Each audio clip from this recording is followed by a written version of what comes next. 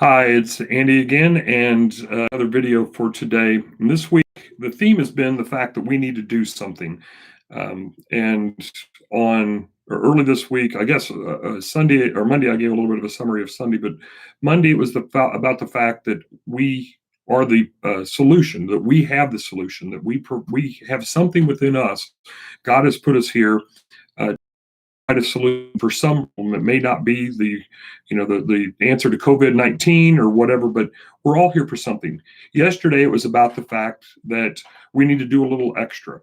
So I want to take that idea about doing a little extra instead of being ordinary, being extraordinary by adding that little extra. I want to play on that for just a little bit further today. And first off, I want to say why don't we do a little extra, or perhaps why don't we do anything, and why do so many dreams die with us?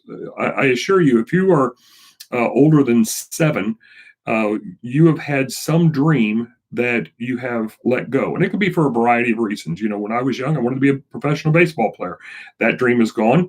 But other dreams have come. Other dreams have been left behind as well. But there's some dreams that we can do, that we should do, and those are opportunities that are now lost. But there's 2 reasons, I think, and there may be more. But as I think through this, just over the last day or so, 2 reasons why we don't do anything. Number 1, we don't know how. And that's kind of where we are right now. We are in the midst of a lot of uncertainty, and that's okay. It's okay to be uncertain.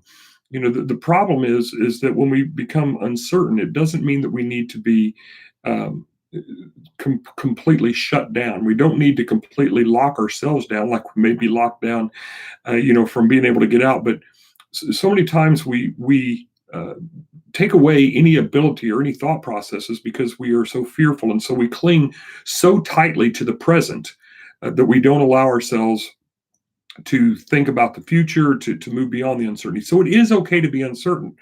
Uh, there are so many answers. If you read, I would venture to guess, if you read, 10 different articles on 10 different websites and 10 more out of 10 different newspapers and listen to 10 different radio programs, all talking about COVID-19, none of them would give the same answers. None of them would have the same thoughts. None of them will give the same statistics about this pandemic. So uncertainty is okay, but it need not shut us down. But, the second idea about not going extra is that you want to be perfect.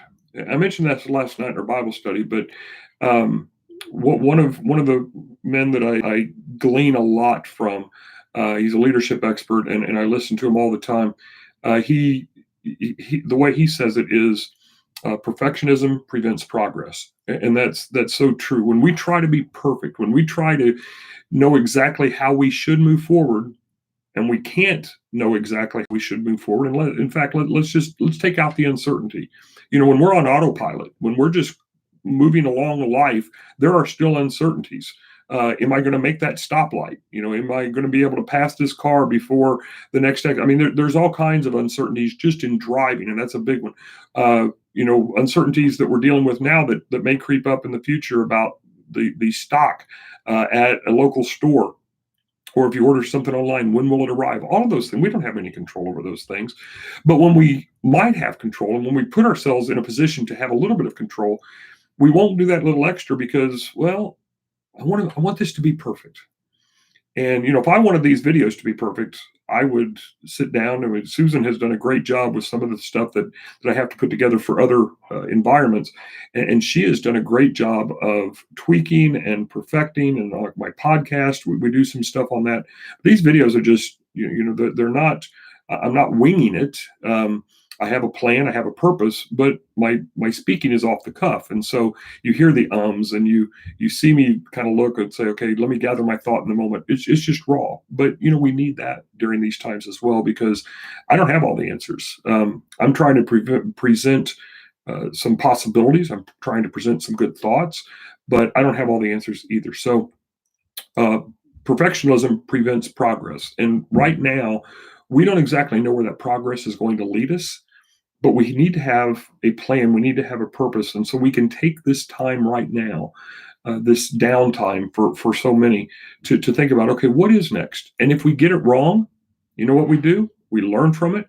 We adapt. We do it differently. and we progress a little bit forward. That's what life always is. The iPhone didn't work the first time somebody said, let's put this and this and this and this and this. And what have they done over time with the iPhone? They've improved it even more. I'm not an iPhone user. I like Android, but the same premise. And so there are tweaks here and there that make the processes better over time. So nothing is perfect apart from God, apart from the life of Jesus, right? Nothing is perfect as we begin, but we can't let that slow us down. We can't let that stop us. We must begin. 20 years ago or so, I read a book, and I don't remember what the name of the book was, but early on in the first chapter, there were two men talking in a car, and one of them was the author, and the person who was driving made the statement, I don't want to mess up. I don't want to do something that is going to mess up the plan of God. And I think it was a pastor, if I remember right. The man who was in the passenger seat, the man who wrote the book, was a pastor, and he said, "Do you think you're so important that you can mess up God's plans?" I mean, in one hand, that's humbling. On the other hand, that's just reality. So if I mess up, God's plan is still going to come about. Now, might he have to tweak his plans a little bit because of my mess up?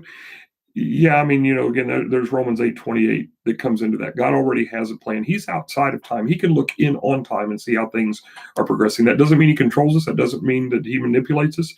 He allows us that free choice, but in that free choice, we are going to mess up. So if we think about that, we need to think about the idea of moving forward to progressing, even in the midst of overcoming perfectionism and stuff. And I'm thinking about Jesus here, because in the Gospels, when Jesus goes to the Garden of Gethsemane, he knows what he's about to face. And they've had the Last Supper. They have walked across the Kidron Valley.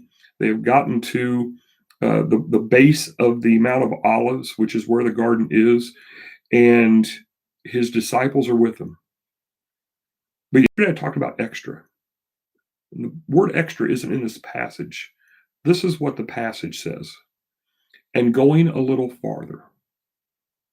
And going a little farther. See, some of the disciples stopped. When they got to the garden, okay, Jesus is going to go pray, or whatever Jesus is going to do, that's fine. He's going to do that. We're tired. Jesus, the way that meal worked, it's possible they didn't start eating the meat of that meal until very, very late at night. Some would estimate even after midnight. So it's late. They're tired. And so they stop. We're going to take a nap, and we know that Jesus came back and found him sleeping. Well, even Peter, James, and John, the closest three, they weren't willing to go as far as they needed to go, but Jesus went a little farther. Jesus did something extraordinary because he was willing to do a little extra. Now, again, Jesus did it all perfectly. But what Jesus was going to have to go through, if at any point, if at any time in anybody's life, there was a reason not to go a little farther, but rather to stay by his closest three or within the 12, that wouldn't have protected him from, the Roman guards coming and from the trial that was about to take place. That wasn't going to protect him from any of that. But Jesus knew he needed to go a little farther. And so he distanced himself. He went a little farther because he wasn't willing to just settle. John Maxwell says it like this, a lot of people think about how long is this going to take? But what we need to be thinking is, how far can I go? Right? It's not about how long do I take, or how long is this issue going to take, or how long am I going to have to endure this? It's how far can I go, or maybe even in this period of time, how much can I learn? I've said for years, my number one motto in life is just, when you stop learning, you start dying. This is a golden opportunity to learn. We don't know what we're learning. We don't know why we're learning. We need to be writing these things down, not for posterity's sake, not for our ancestors' sake, but for for future generations, but for our sake. Because what if this crops up again in a year? What did we learn now? So don't think about, yes, we're all curious, the uncertainty. When is this going to end? When is this going to end? What am I going to be able to do? What is life going to be like on the other side of the current scheme within this pandemic? Again, I think to a degree, this pandemic may never go away. We may always be living with this in the background. So we can't really say post COVID-19, but we will get through this. and we have opportunities to learn, and those opportunities to learn present possibilities for the future. And again, if we wait until we figure out exactly what to do and exactly when to do it and exactly how to do it, the opportunity will be passed. Somebody has to think now about moving forward, and that's what I'm trying to do in these videos, is to help you see how I'm thinking through these things, and to give you just a frame of reference for my thought in general. I'm laying out some more details in some other areas, and in some other ways, like our Sunday nights, and even our Wednesday night last night. I shared some things that I'm thinking about what our future service could look like potentially. I'm constantly thinking, and I realize that let's say that some of the ideas I'm thinking about, we try to implement them and they just fail miserably. Okay.